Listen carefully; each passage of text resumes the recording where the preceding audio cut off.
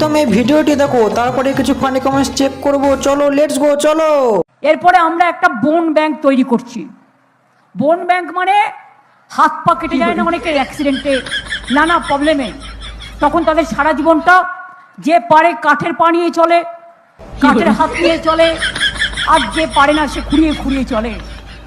আমরা একটা বোন ব্যাংক পিজিতে তৈরি করছি, কেন জানেন? ওখানে হাড়গুলো আমরা জমা করব এবং তারপরে যদি কারো পায়ে হাতে প্রবলেম হয় সেই হাড় দিয়ে আমরা সেট করে দেবো।